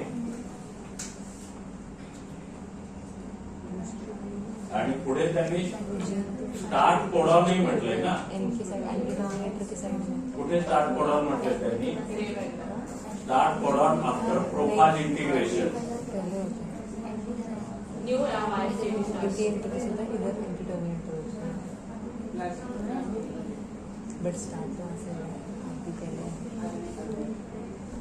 हे खूप कॉम्प्लिकेट आहे समजण्यासाठी, पण खूप गरजेचं आहे. Because that integration leads to super infection immunity. After integration that become immune to super integration. तो इम्युन होण्यापाठी मग या इव्हेंटचा काहीतरी पार्ट आहे, या एटीजी वगैरेचा काहीतरी कॉन्ट्रीब्युशन आहे त्याच्यामध्ये. तो इंटिग्रेशन जो आहे तो डिसरप्ट होऊन जातो. तो डिसरप्ट झाल्यामुळे इंटिग्रेशन होऊ शकत नाही पुढच्या फाजेसचं. तरी पण नाही ठीक आहे. पुढे काही एक्सप्लेनेशन आहे याचं? इथे ही फिगर फक्त सांगते की profile got integrated in this two strains only.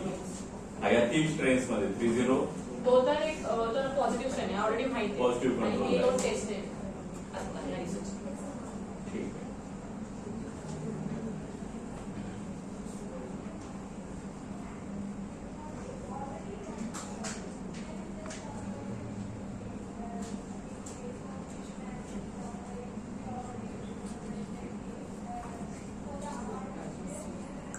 So further they check for the minimal inhibiting concentration. So the minimal inhibiting concentration of the vancomycin was tested by the E-test method, and they have just given this particular table, and here they want to state that the vancomycin MIC was 1 micron per ml for every strain, that is parental strain, lacetinized strain, parental lacetinized, and these 2 strains vancomycin MIC was not done. It is the positive and this was used as a negative control. Only vancomycin MIC was done with these 4 strains, and they have to state that as the vancomycin MIC is similar to the parental and the lacetinized, they want to say that it is not the prophage when integrated into the bacteria. It is not increasing the resistance of the antibiotic by the bacteria. It is only confirming the persistence. This way they want to say. आणि ते ई-टेस्ट त्यांनी काही photos वगैरे upload नव्हते केले, but just for the understanding I uploaded this picture, sample picture. So particularly this is the e-test where a plastic strip is taken which contains the concentration of the particular antibiotic. So where vancomycin concentration is from 0.016 to the 256 microgram per ml. So when that particular strip is when the plate is prepared, spread of the bacterial strain is done, and the antibiotic strip is kept. And when for the overnight incubation is kept, and when the antibiotic releases its antibiotic into the plate, it forms an eclipse. So E stands for the epsilometer test. So it forms an eclipse which intersects with that particular strip, and then we got to know that particular concentration of the MIC.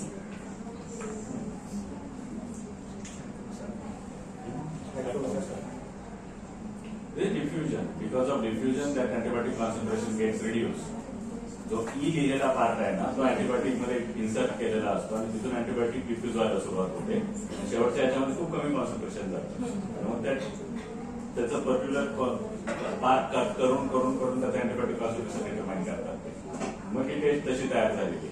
आता त्यांना perfect माहिती आहे की कोणत्या रिजनला किती कॉन्सन्ट्रेशनचं antibiotic आहे, आणि जिथे ते सापडले तिथेला 1 मायक्रोमीटरला सापडलं. 1 मायक्रोग्राम. At that point, growth stopped, inhibition stops, and growth started beyond that. That is the MIC. He MIC साठी खूप रॅपिड टेस्ट आहे. आपण जे ट्यूब बेस्ड मेथड्स करतो त्यापेक्षा दिस इज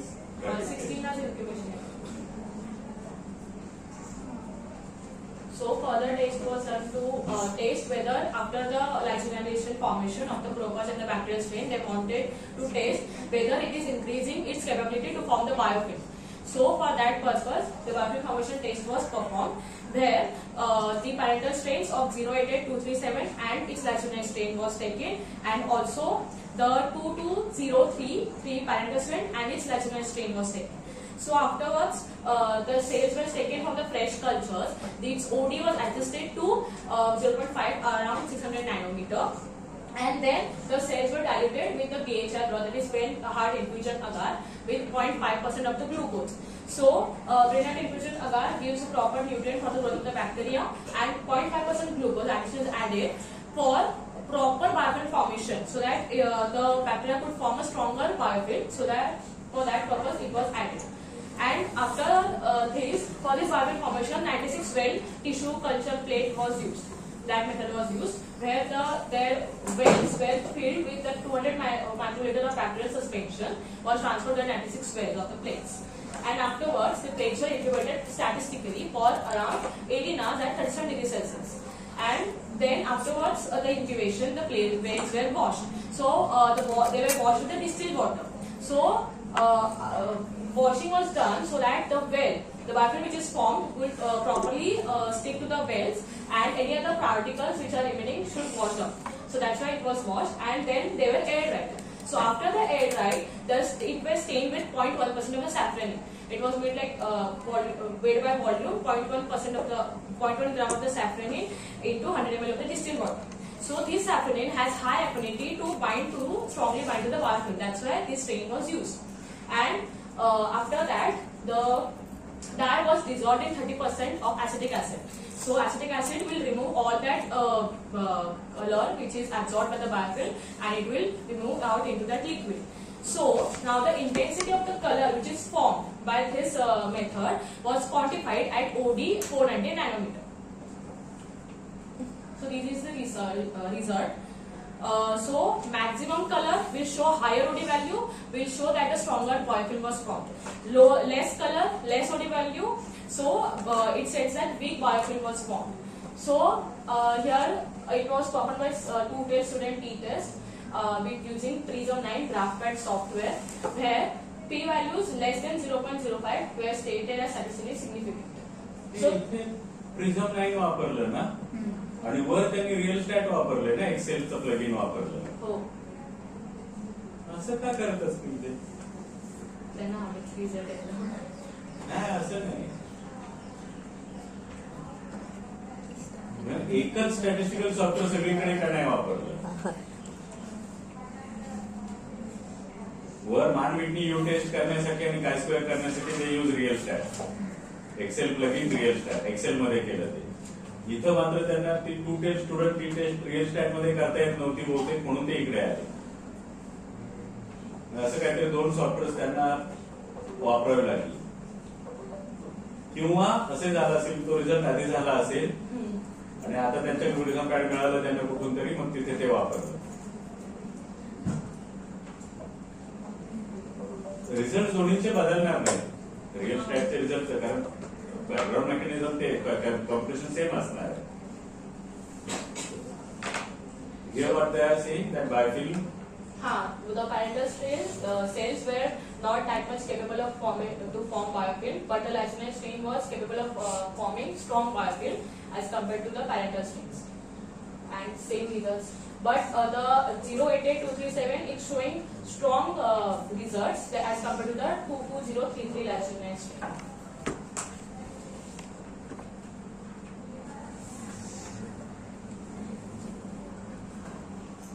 आणि या बायोफिल्म फॉर्मेशन कशामुळे प्रॉब्लेम झाले म्हणतात ते? Why biofilm formation is more in that lysogenic strain and not there in parental strain? Because of the prophage integration. Prophage integration is increasing survival of organisms. Helps to produce stronger biofilm. त्यांनी ते असं होतं, ते molecular लेवलवरती त्यांनी काय एवढा research केलेला नाही. पाठमागचा परत प्रोटोकॉल दाखवा काय झाले त्याच्यामध्ये, हा एक्सपेरिमेंट केलाय कसा?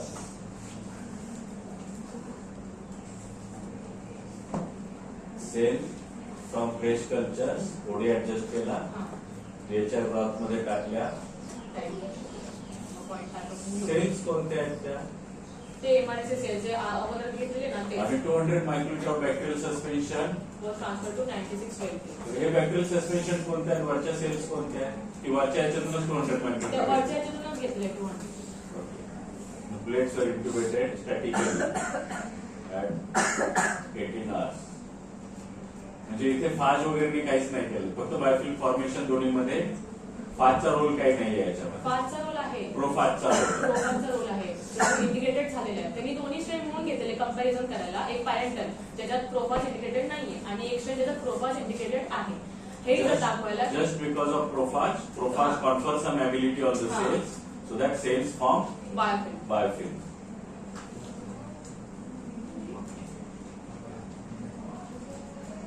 एक virulence factor phage ने add केला आहे.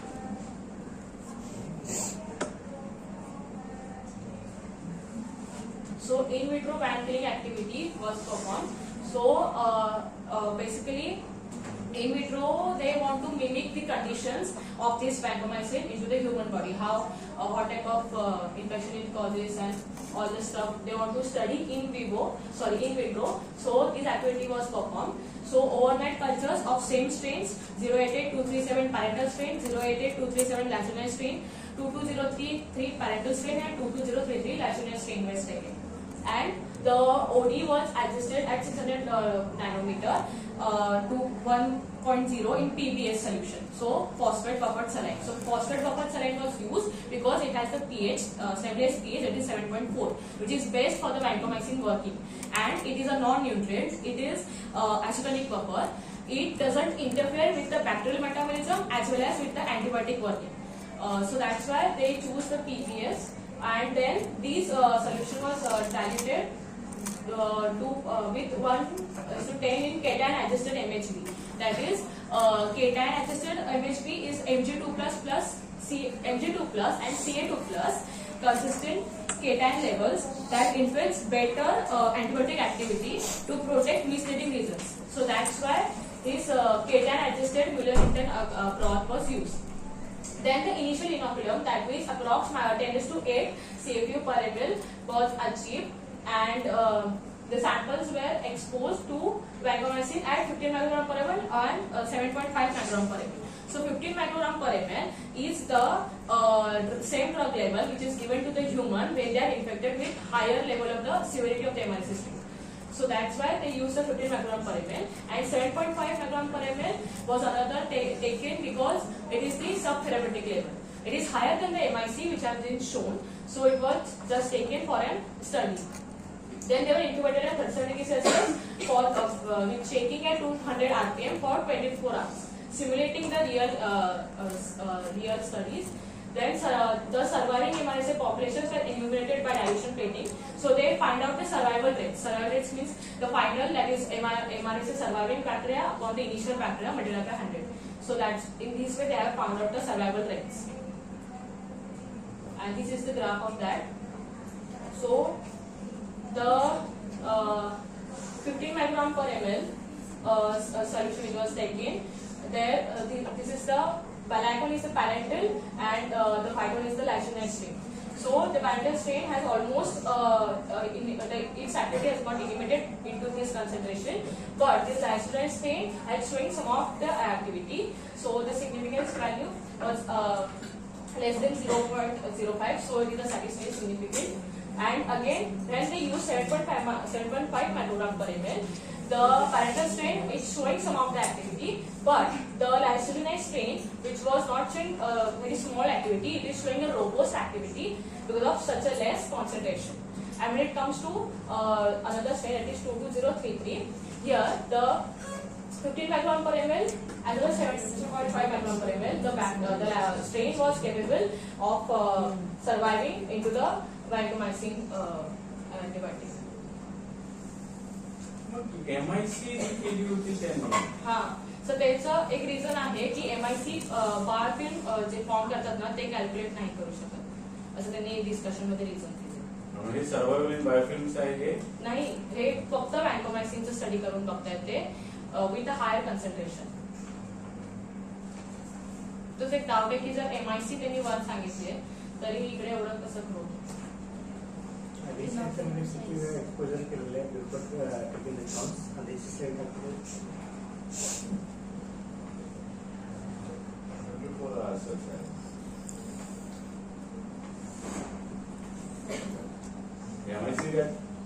ई टेस्ट ई स्ट्रीपने MIC केलेली आहे. MIC मध्ये तिथे ग्रोथ थांबलेली आहे त्या ठिकाणी. ती MIC 1 मायक्रोग्रामची होती ना, 1 मायक्रोग्राम पर्यंतची होती. आता इथे कॉन्सन्ट्रेशन वाढवलेले आहे.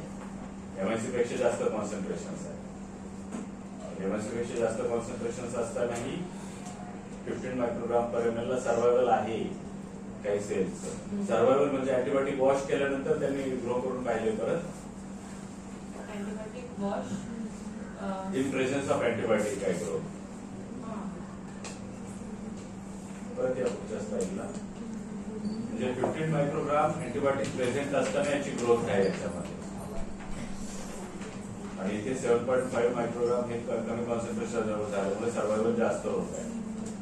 बॅक्टेरियल लोड पण सर इम्पॉर्टंट आहे. तो किती दिला होता त्याच्यामध्ये? तिकडे दिला नाही त्यांनी काय MIC मध्ये बॅक्टेरियल लोड. इथे दिला आहे त्याने 7:8 CFU दिला ना.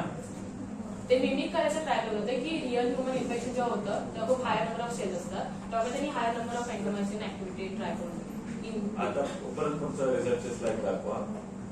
इथे पर्सेंट सर्वायव्ह दिले. 600% सर्वायवल म्हणजे काय? 40% सर्वायव्ह. 10⁸ सेल ज्या होत्या त्या 10⁸ मधला ओनली 40% सर्वायव्ह. हा ते फॉर्म्युला आहे तो final count upon initial count multiply by 100. त्याच्यानंतर जे सर्वाइव्ह झाले त्याला पहिले इनिशियल काउंट करून ते डिवाइड करून आपण पहिल्या याच्यामध्ये काउंट वाढतो ना तुमचा. हां मध्ये काउंट वाढतो तुमचा 7.5 मायक्रोग्राम पर्यंत.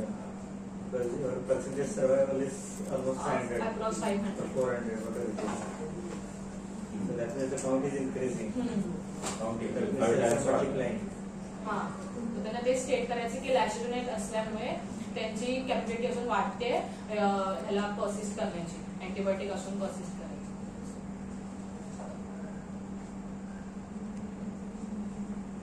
आणि मग त्यांनी स्टेट केले की this lactogenase the Prophage is showing more activity, proper activity into these strains 088237 and not in 22033 because it is showing normal activity during both of the concentrations like from 15 to 7.5.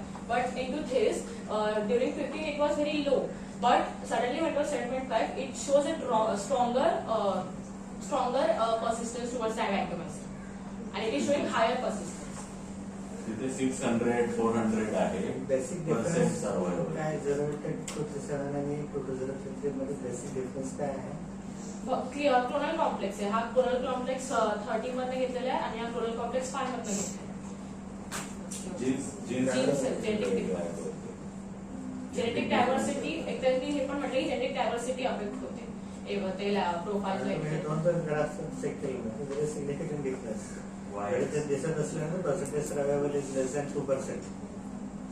दुसऱ्या याच्यामध्ये y axis जो आहे ना, y axis is 0.0 to 2.5 आणि तिथे 0 to 600 चा y axis आहे. जास्त इथे ग्रोथ होते आणि इथे तेवढी ग्रोथ होत नाही. ते पर्सिस्ट होत आहे. तिकडे ग्रोथ होते ऍक्च्युअली त्यांची. ग्रोथ तेच ते बोलतात नाही होते बट ग्रो होते त्याच्यामध्ये एवढा फरक दिसतो. So, in presence of that, it's not just surviving. Those are multiplying, J growing. आणि इथे ते multiplication नाही आहे. इथे फक्त 2% are surviving. 2.25% are surviving. 7.5 microgram per ml.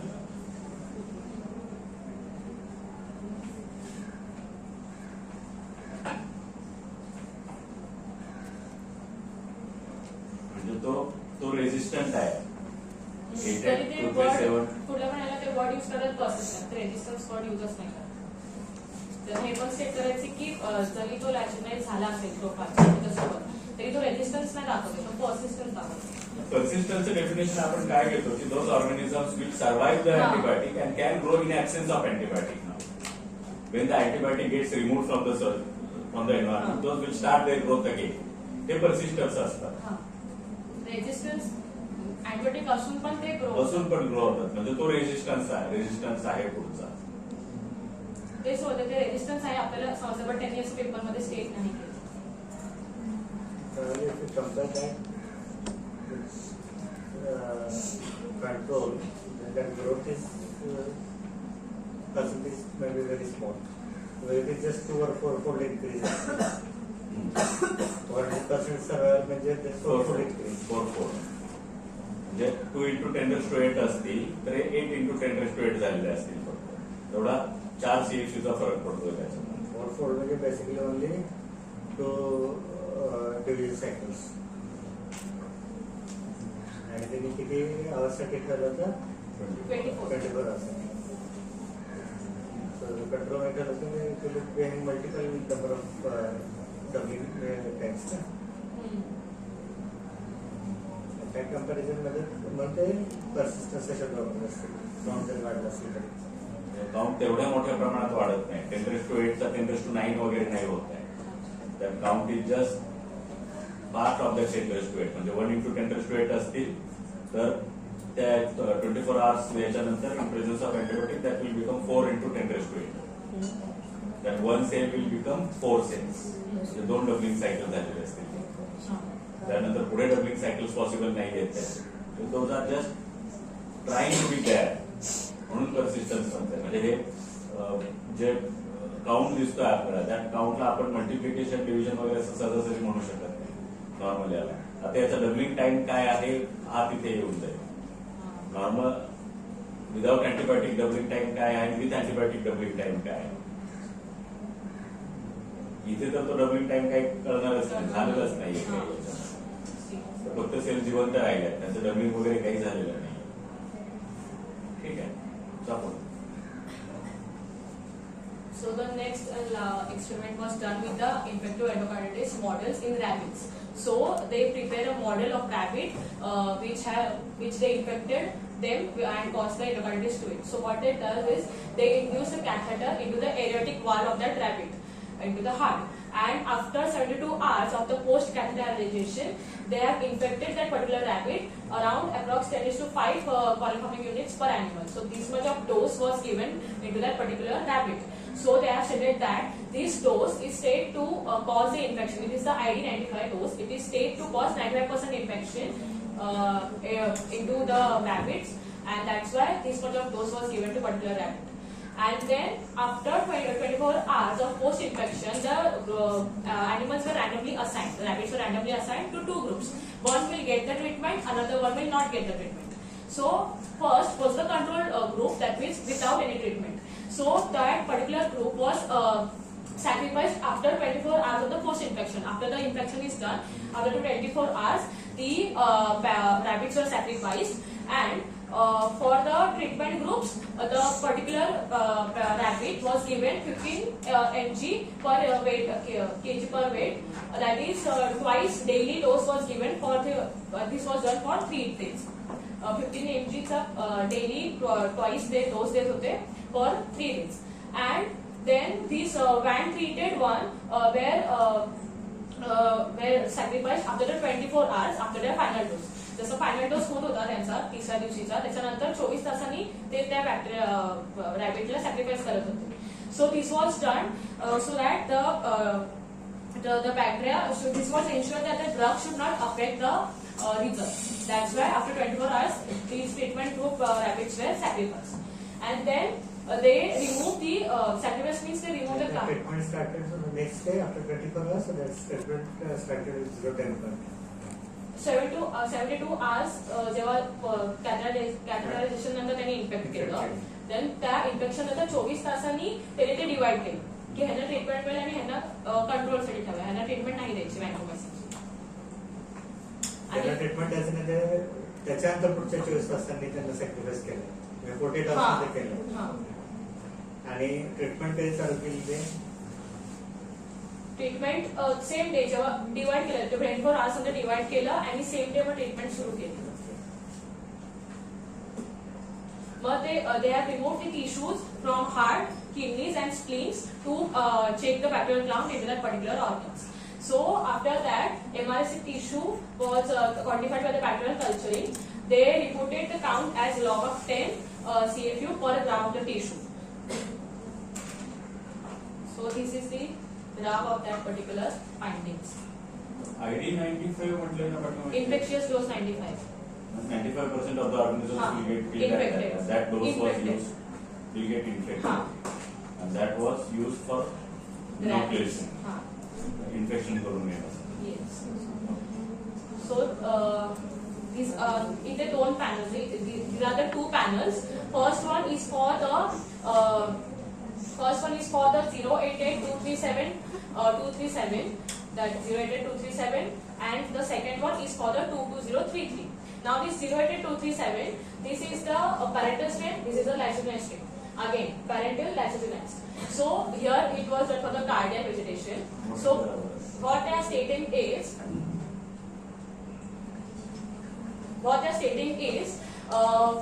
this horizontal line is the mean. The horizontal line bar indicates the mean of MRSA densities, and each dot represents an one angle. So when they are stating that when there was no vancomycin treatment, which was the control group, for the parental as well as the lysozyme was divided. The vancomycin, which will get the vancomycin treatment and which will not get the vancomycin treatment. So they are stating that whether it should be a parental or the lysozyme strain, when there was no vancomycin treatment, the infection rate was quite high. They have got the significance level like less than 0.001, which is significantly statistically significant. And they stated that when there was a vancomycin treatment given to the parental as well as the lysozyme strain, they stated that the parental strain has decreased its activity, that the growth is inhibited, but the lysozyme strain have got increased their activity in causing the infection towards the particular tissue. So here parental strain, here also parental strain.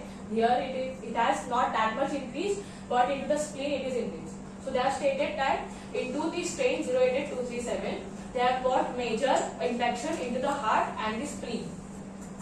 And as compared to the infection is in presence of vancomycin. yes. So as compared to the 22033 strain, here we can see that when there was no vancomycin treatment, of course there was infection in all these three tissues. But when there was infection, when there was vancomycin, the Prophage, like say this lysozyme 22033 has not doesn't have that much of capability to cause infection. Means हे जसं आपण आलो तर हे persistence आहे. ते small amount मध्येच त्यांनी growth दाखवली आहे. परत मोठं करा. Y ऍक्सिस तर त्या दोन्हींसाठी सेम आहे. हां. 0 लॉग to बेस 10 log.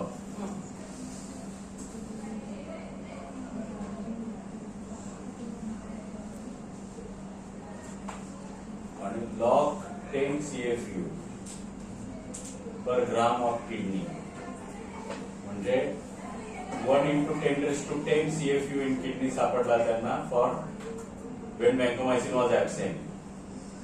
सगळ्या याच्यामध्ये तसंच दिसतंय जवळपास.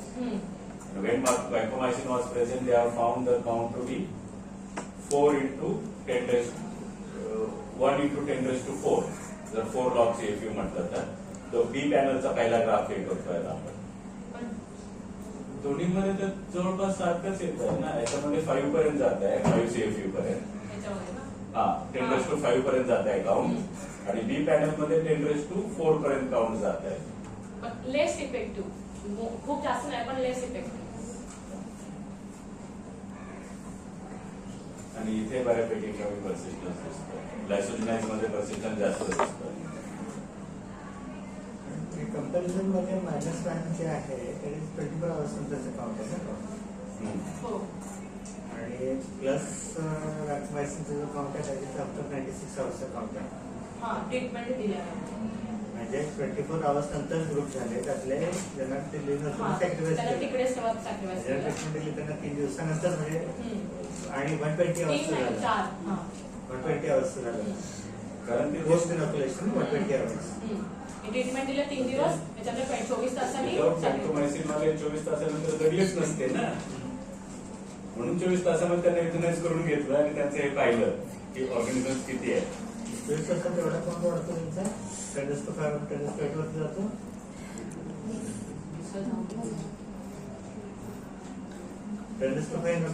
ना म्हणजे पर ग्रॅम ऑफ द टिश्यू आहे ना ते पर ग्राम ऑफ द टिश्यू आहे ते पर ॲनिमल आहे. वर जो डोस दिलाय ना वरचा डोस बघा बरं किती आहे तो कन्फर्म करूयात आपण. पर ॲनिमल 10:5.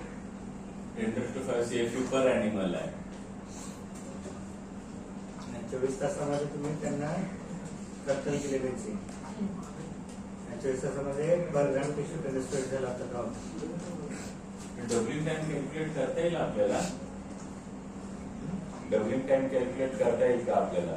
डबलिंग टाइम किती असेल त्याचा पर ग्राम. आता हा रॅबिट वापरलेत ना त्यांनी. रॅबिट 1000 ग्राम 1 किलोचा तर रॅबिट असतो ना कमीत कमी. 1 ते 2 किलोचा असणारा रॅबिट. एक पेरूचा 300 ग्रामचा एवढा असतो. रॅबिट 2 किलो पर्यंत तरी आपण एक्सपेक्ट करू शकतो ना. 3 किलो पर्यंत आपण जे पाळतोय ना ते रॅबिट 2.5-3 किलो पर्यंत आपण घरी पाळतोय. 2.5-3 किलो पर्यंत असतात ना. आपण म्हणजे जे बाहेर असे जंगलात वगैरे असतात त्यांचं 8-8 किलो पर्यंत कमी जास्त डिपेंड्स की त्यांना किती हे म्हणजे 2.5 किलो पर्यंत जर असेल तर 10⁵ ग्राम मध्ये खूप झाले. त्यांनी वेट डिफाईन नाही केलं. किती स्टेट नाही केलं. ते स्टँडर्ड वेट असतं. म्हणजे हे रॅबिट स्टडीला जे वापरले जातात ते स्टँडर्ड वेट असतं त्यांचं. स्टँडर्ड एज असतं, स्टँडर्ड वेट असतं त्यांचं. रॅपिड स्पीड आणि त्यामध्ये जर असा प्रोफाज लॅचनेस इंटिग्रेटेड असेल तर तो अजूनच रॅपिडली इन्फेक्शन मदत करतो. कुणाला तुमच्यापैकी सिम्युलेट करता येईल नॉर्मल ग्रोथ आणि ही अशी ग्रोथ सिम्युलेट करायची आहे ग्रोथ. इकोलाचा डबलिंग टाइम 20 मिनिट जर घेतला तर 10⁵ CFU पासून किती ग्रोथ होईल 24 आवर्स मध्ये. आणि अँटीबायोटिक मुळे किलिंग होतंय समजू आपण. ते किलिंगचा आपण डबलिंग टाइम कमी करून टाकू. ही जी ग्रोथ दिलेली आहे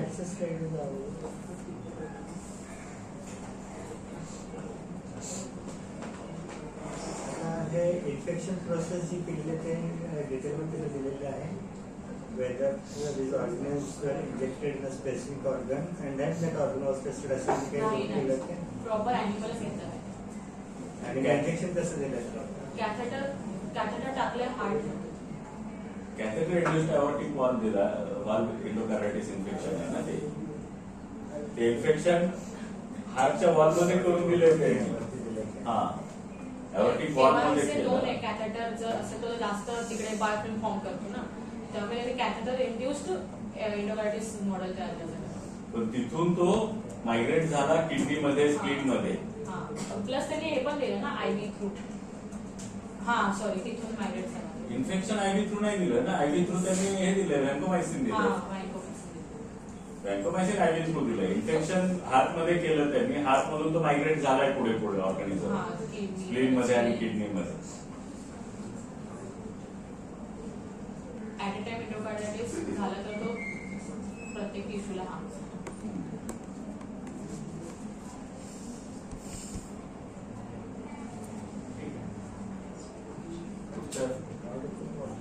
काउंट खूप वाढतोय तो अलार्मिंग काउंट आहे.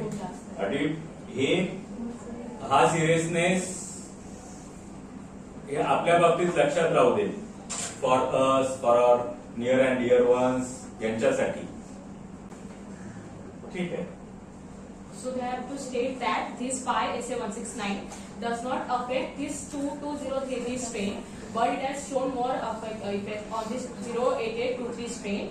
So they have stated that suggesting impact of vancomycin persistent depends on bacterial strain type. Strain type. The genetic background is responsible for those changes. The background पुढे discuss केली ना त्यांनी.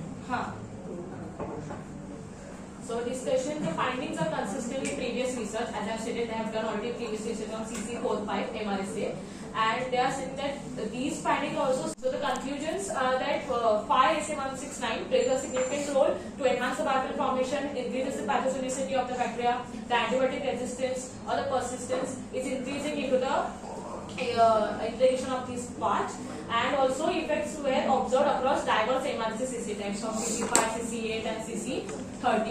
So despite identical dynamics between parental and adjuvant strains. Then again, 5SA169 is a critical determinant influencing van responsiveness in experimental enterocolitis model. So there are the future insights. So potential treatment strategies for targeting MRSA with Prophage. Like we can target the Prophage so that it could harm directly to the MRSA. So phage therapy. So basically phage therapy where the lytic phages could be used that will target the MRSA through this phage, Prophage. Then Prophage induction therapy, again the Vancomycin which was used.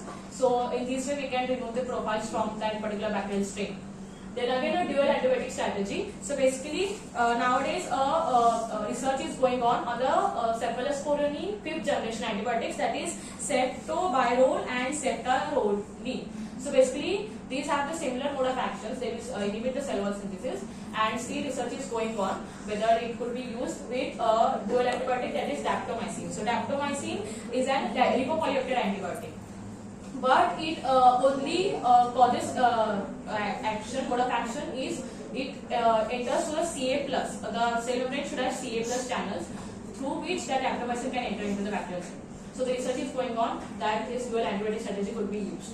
Then again genetic manipulation. So genetic manipulation into the 5SA169 Prophage can introduce a gene that will negatively impact on MRSA survival, such as endolysins or toxins. Endolysins like lysostaffin. Lysostaffin is an staphylolytic enzyme that could cleave the peptidoglycan of the aureus. So it is a type of endolysin that could be induced into the Prophage gene, and also a toxin called as the microcin J25. It is a peptide that inhibits RNA polymerase and kills this MRSA strain. Again, the CRISPR-based gene disruption. So CRISPR-9 Cas9 targeting the MEK gene. As I told, the MEK gene causes the change into the PDP receptor. So if we target that MEK, it will disrupt the methicillin resistance into that MRSA. And also CRISPR-Cas13, which targets the RNA polymerase, disables the MRSA gene expression at the transcription level. So these are the strategies that could be used.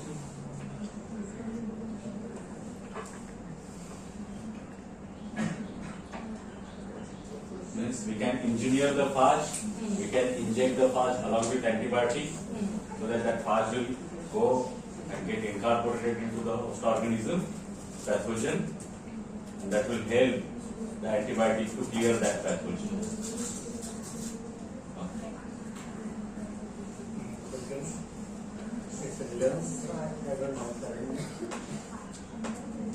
Super infection होत नाही, तुम्ही दाखवलं त्याच्यामध्ये होत नाही, दाखवलं तुम्ही. Super infection होत नाही ना, already organism is infected. Super infection होत नाही. Fast therapy in that case not to work out. ह्या गोष्टी तुम्ही क्लिनिकल पॉइंट ऑफ व्ह्यू म्हणताना स्वतः ठेवायला कधी when your patient is not responding to the treatment, then you have to find the second line of treatment.